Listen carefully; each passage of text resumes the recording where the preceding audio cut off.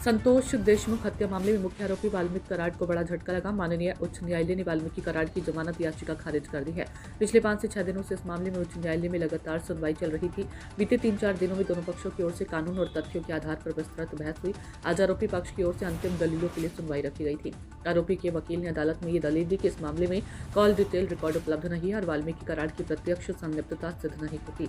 ऐसे 2-3 प्रमुख बिंदुओं पर बचाव पक्ष ने जोर दिया। हालांकि माननीय उच्च न्यायालय ने दोनों पक्षों की दलीलें सुनने के बाद वाल्मीकि कराड़ की जमानत याचिका को खारिज कर दिया है।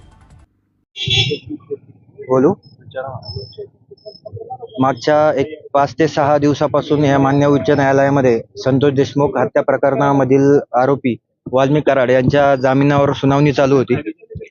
गेली 3-4 दिवसापासून दोन्ही बाजूंनी विविध मुद्द्यावर कायद्याच्या आणि फॅक्ट्सवर वेगवेगळ्या मुद्द्यावर युक्तिवाद झाला। तो कोर्टाने दोन्ही बाजूंचा ऐकून घेतला। काल दोघांचाही युक्तिवाद संपल्यानंतर आज त्यांच्या वकिलांच्या युक्तिवादासाठी आज सुनावणी ठेवली होती। तर त्यांच्या वकिलांनी काही मुद्दे उपस्थित केले परत एकदा की CDR रेकॉर्ड अवेलेबल नाही आहेत, त्यात डायरेक्ट इन्व्हॉल्वमेंट वाल्मीकि कराडची या गुन्ह्यामध्ये नाही आहे। या अशा 2-3 मुद्द्यावर त्यांनी युक्तिवाद केला। तो युक्तिवाद मान्य उच्च न्यायालयाने ऐकून घेतला, पण तो फेटाळला आणि तुम्हाला जामीन अर्ज फेटाळला म्हणून सांगितलं। तुम्हाला आदेश हवाय की तो विड्रॉ करताय म्हणून त्यांनी एकदा त्यांच्या पक्षकारांकडून इन्स्ट्रक्शन घेण्यास सांगितले। त्यानंतर त्यांनी न्यायालयाला सांगितलं की आम्हाला आदेश हवाय म्हणून जामीन अर्ज फेटाळण्याचा। कोर्टाने जामीन अर्ज फेटाळलाय, परंतु सविस्तर कारणे ते नंतर आदेश पारित करतील। त्याचे न्यायालयाने काही ताकीद दिली अजून तरी नाही, कारण रिझन ऑर्डर अजून आलेली नाहीये, त्यामुळे अजून कोर्टाने त्यावर अशी काही टिप्पणी केलेली नाहीये। ऑर्डर आल्यानंतर त्याच्यावर कळेल।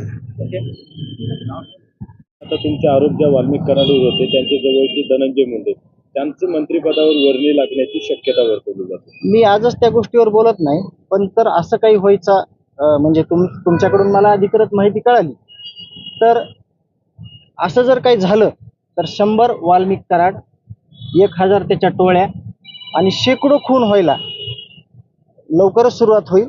हे शासनाला करायचं असेल तर त्यांनी त्यांचा विचार जे काही पद्धतीने करायचा आहे ते करावा। यावर मी अधिकृत माहिती आल्यानंतर सगळे पुरावे माझ्याकडे आहेत की ही टोळी कशी या राजे आश्रयाखाली होती, राजकीय आश्रय कसा घेत होती आणि हे निष्पाप लोकांना कसं संपत होते। आत्ता एवढंच मी अपेक्षित ठेवतो बोलणं।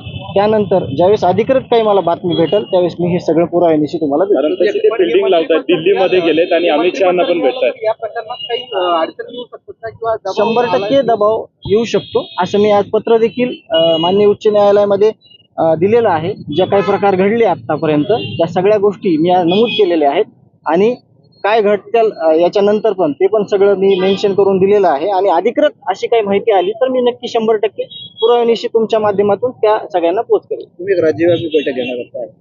आम्ही त्याबद्दल जे गावकरी आहेत त्या गावकऱ्यांना विचारात घेऊन किंवा गावकरी सगळे ठरवतील त्या अनुषंगाने मी त्याची पण माहिती तुम्हाला लवकरात लवकर देईल। जामीन अर्ज फेटाळल्यानंतर पूर्ण कुटुंबीय भावनिक झाल्याचं दिसून आलं, काय सांगता?